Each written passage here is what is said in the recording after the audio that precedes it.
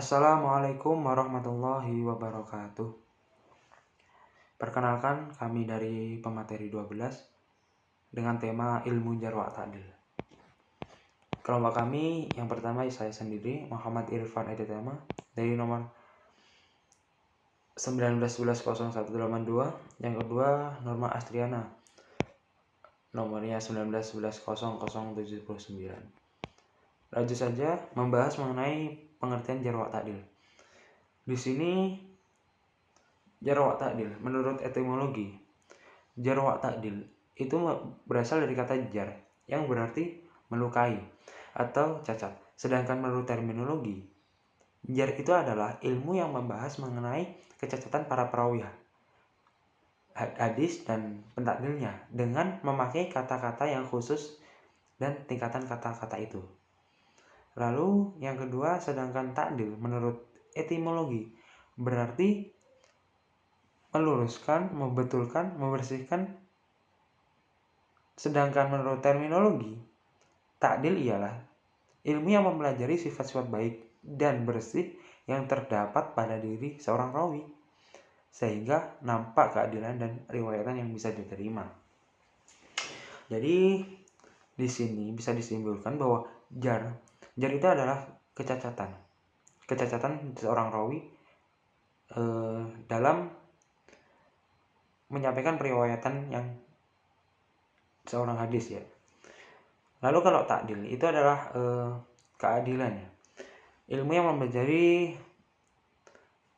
sifat baik dari seorang perawi hadis ya. Maksudnya dari keadilan di sini itu bukan hanya dalam konteks hukum atau kriminal ya, akan tetapi lebih kepada aspek moral atau kualitas moral dari spiritual dan religius dari seorang perawi hadis. Lalu objek yang kedua material ini membahas mengenai perawi hadis, baik dari tingkatan sahabat, tabi'in maupun generasi sesudahnya. Dan perawi ini membahas mengenai baik diterima atau ditolaknya hadis riwayat mereka. Sehingga dengan adanya ilmu ini kita bisa mengetahui mana perawi yang dapat diterima dan mana perawi yang tidak ditolak hadis riwayatannya.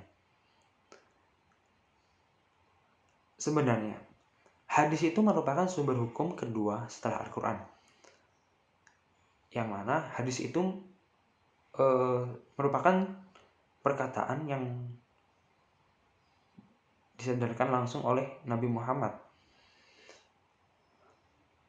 Sehingga dalam praktik pengamalannya kita harus benar-benar yakin terlebih dahulu bahwa hadis tersebut memang sudah terbukti kebenarannya atau bisa dikatakan sebagai hadis sahih yang benar dari Rasulullah.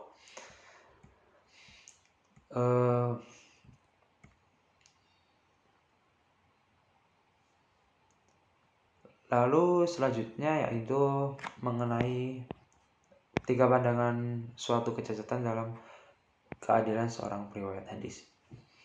Yang pertama, mendahulukan jar daripada ta'dilnya, walaupun mu'adilnya lebih banyak daripada jarihnya. Yang kedua, mu'adilnya daripada jarnya apabila mu'adilnya lebih banyak daripada jarihnya, karena ta'dil memperkuat kedudukan mereka. Lalu yang ketiga, menjelaskan pertentangan antara jar dan ta'dil selama ada, namun bisa terselesaikan bila sudah ditemukan yang merajih karyanya. Jadi yang pertama itu meskipun kecacatannya lebih banyak daripada keadilannya, itu tetap diterima gitu sebagai hujah. Yang kedua, mendahulukan ta'dil daripada jarnya. Jadi mendahulukan keadilan daripada kecacatannya. Dan apabila keadilannya lebih banyak daripada kecacatannya, itu dikarenakan keadilan memperkuat daripada kecacatannya. Yang ketiga, menjelaskan pertentangan antara kecacatan dan keadilannya. namun bisa terselesaikan apabila ada yang merajinya. Jadi kita itu sangat penting ya mempelajari kajian ilmu jarh wa ta'dil ini, karena kita bisa harus mengetahui mana hadis yang bisa dibuat hujjah, mana hadis sahih, mana hadis hasan, mana hadis dhaif. Jangan sampai kita menggunakan hadis yang tidak benar-benar sandaran dari Rasulullah SAW.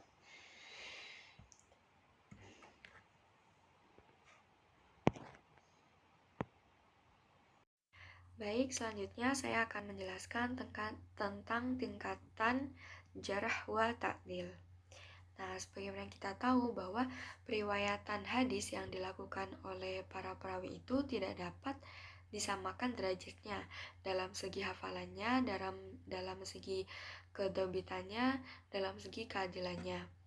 Mengapa demikian? Karena para perawi itu memiliki tingkat hafalan yang berbeda-beda. Ada yang memiliki hafalan sempurna, ada yang kadang masih sering lupa, bahkan ada perawi yang berdusta. Nah, oleh sebab itu, Allah menyikapi melalui para ulama dengan menetapkan beberapa tingkatan jarh wa ta'dil. Nah, yang pertama yaitu tingkatan ta'dil. Ada 6 tingkatan pada tingkatan ini. Nah, yang pertama tingkatan yang menggambarkan kelebihan perawi pada aspek keadilannya. Nah, tingkatan ini merupakan tingkatan yang paling tinggi. Nah, lafadz yang digunakan pada tingkatan ini itu biasanya menggunakan lafadz af'alu tafdil atau menggunakan wazn af'ala, atau menggunakan ungkapan lain yang memiliki arti sejenis. Contohnya, authaqun nas yang memiliki arti orang yang paling dipercaya, athbutun nas orang yang paling teguh. Selanjutnya pada tingkatan kedua yaitu dengan pengulangan dalam menyebutkan lafadz yang sama atau semakna sebagai penguat keadilannya, kesiqahannya, dan ketepatan periwayatannya. Nah, jadi pada tingkatan kedua ini biasanya menggunakan lafadz yang lafadznya itu dilafadzkan 2 kali sebagai penguat, atau dapat juga menggunakan lafadz lainnya akan tetapi memiliki makna yang sama. Contohnya, subutun subut, orang yang teguh lagi teguh, hujjatun hujjah, orang yang ahli lagi pandai dalam berargumen. Nah, selanjutnya pada tingkatan yang ketiga. Nah, tingkatan ketiga ini lafadz yang mengungkapkan pensiqahannya tetapi tidak ada penguatan. Nah, jika dibandingkan pada tingkatan yang kedua tadi memiliki lafadz yang kedua sebagai penguat, akan tetapi jika yang tingkatan yang ketiga ini hanya mengungkapkan pensiqahannya saja tanpa ada penguatan. Nah, contoh katanya itu mutskinun, orang yang meyakinkan ilmunya, hafidun, orang yang kuat hafalannya. Selanjutnya pada tingkatan keempat, lafadz yang mengungkapkan adanya kepercayaan dan keadilan tetapi tidak disertai isyarat mengenai kekuatan hafalan dan ketelitiannya. Nah, jadi pada lafadz yang keempat ini lafadz yang diucapkan sebagai rasa percaya tanpa disertai mengenai hafalan dari perawi tersebut. Contohnya itu sodukun, orang yang sangat jujur, makmunun, orang yang dapat memegang amanah. Selanjutnya pada tingkatan yang kelima yaitu lafadz yang tidak menunjukkan adanya pensiqahan ataupun celaan. Nah, pada lafadz yang kelima ini memiliki nilai atas kejujuran perawi akan tetapi tidak menggunakan lafadz ingatan yang kuat. Nah, contohnya jayyidul hadits, orang yang baik hadisnya. Al hadits sholih, orang yang hadisnya baik. Dan tingkatan yang terakhir pada tingkatan ta'dil ini, tingkatan ke-6, yaitu lafadz yang mengisyaratkan bahwa mendekati cacat atau celaan. Nah, pada tingkatan ini itu perawi memiliki keadilan yang meragukan. Nah, contohnya itu dengan adanya kalimat insya Allah. Sodukun insya Allah, orang yang jujur insya Allah. Fulanun makbulun hadithuhu, orang yang diharapkan hadisnya diterima. Selanjutnya mengenai hukum-hukum dari tingkatan ta'dil itu sendiri yang terbagi menjadi 3.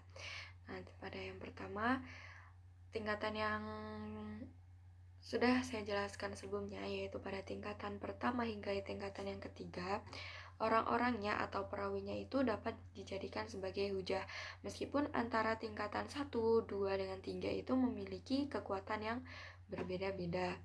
Kemudian pada tingkatan yang keempat dan kelima, orang-orangnya atau perawinya itu tidak bisa dijadikan hujah, akan tetapi hadis-hadisnya masih boleh dicatat dan diberitakan, atau biasa masih bisa digunakan sebagai suatu pertimbangan.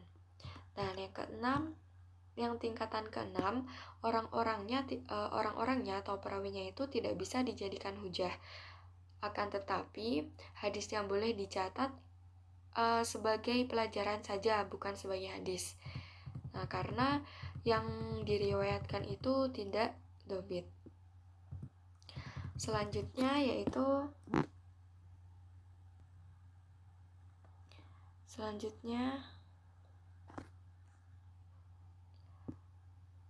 tingkatan jarah. Nah, sebagaimana tingkatan ta'dil yang terbagi menjadi beberapa tingkatan jarah juga demikian. Nah, yang pertama, saya akan menjelaskan dari tingkatan yang paling ringan hingga yang paling parah.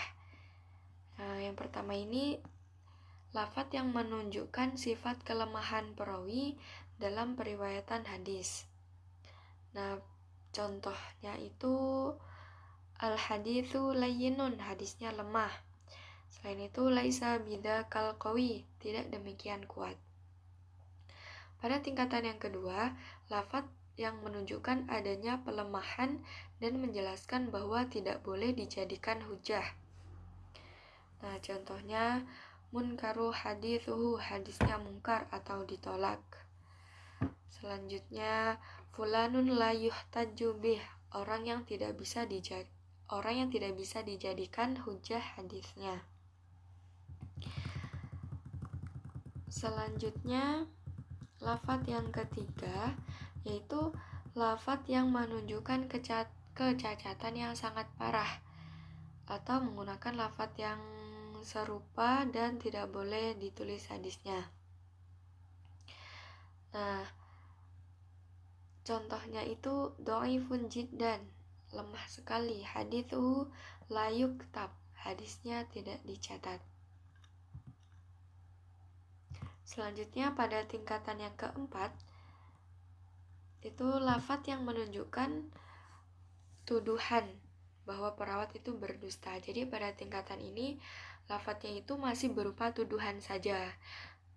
Tuduhan terhadap perawi bahwa beliau ini melakukan pemalsuan hadis. Contohnya muttahimun bil wadai, orang yang dituduh dusta. Al haditsu yasriqu, dia mencuri hadis. Selanjutnya pada tingkatan yang kelima, lafadz yang menunjukkan sifat dusta atau pemalsu hadis atau semacamnya. Nah, jika tingkatan yang keempat itu tadi masih berupa tuduhan, nah sedangkan di tingkatan yang kelima ini, lafadz yang digunakan itu sudah menunjukkan bahwa sifat dusta atau pemalsu hadisnya, bukan berupa tuduhan lagi. Contohnya kadzabun, orang yang pembohong, waddu'un, orang yang berdosa. Nah, pada tingkatan ini tuh biasanya lafadz yang digunakan menggunakan siwat mubalaghah, seperti contoh kadzabun dan waddu'un itu tadi. Selanjutnya tingkatan yang keenam. Nah, tingkatan ini merupakan tingkatan yang paling buruk. Nah, dimana lafadz yang digunakan itu lafadz yang menunjukkan dusta yang berlebih. Contohnya, akdzabun nasi, orang yang paling berdusta. Manbaul kadzib, orang sumber kebohongan. Nah, pada tingkatan ini itu biasanya menggunakan ungkapan-ungkapan hiperboli seperti yang saya contohkan tadi. Selain itu biasanya menggunakan lafadz af'alatu tafdil. Akdzabun nas itu tadi. Selanjutnya yaitu hukum tingkatan jahar. Nah, pada tingkatan ini terbagi menjadi dua. Yang pertama, tingkatan yang pertama dan kedua, tingkatan jahar yang masih ringan tadi itu tidak boleh dijadikan hujah. Akan tetapi, boleh ditulis sebagai perhatian saja meskipun orang pada tingkatan yang pertama itu masih lebih baik daripada tingkatan yang kedua, atau dengan kata lain, tingkatan kedua ini tingkatannya lebih rendah daripada tingkatan yang pertama. Dan yang selanjutnya, pada tingkatan yang ketiga hingga tingkatan yang keenam itu sudah tidak boleh dijadikan hujah, sudah tidak boleh ditulis kembali, dan tidak boleh dianggap. Baik, mungkin cukup sekian presentasi dari kelompok kami. Wassalamualaikum warahmatullahi wabarakatuh.